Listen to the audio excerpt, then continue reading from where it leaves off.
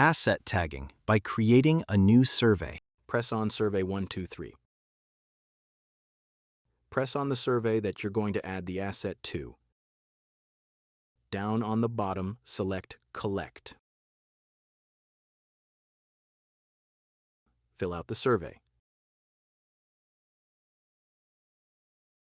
When you're done filling out the survey, go to the right InfraMarker RFID section, then press Start.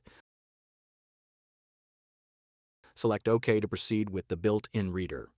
We want to use an external Biomark reader, so select the 3 bars in the upper left-hand corner. Press on NFC to deactivate it.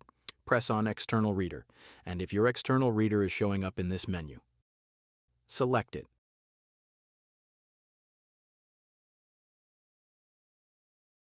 Select OK to proceed with the connected Biomark reader. You want to bring the reader close to the tag and press the Read button. Data has been successfully added to the form and written to the tag. You can see that the information from the tag has been entered into the InfraMarker ID field. Down on the bottom right-hand corner, select the check mark. Then press Send Now. Now you have tagged an asset in your survey by creating a new survey.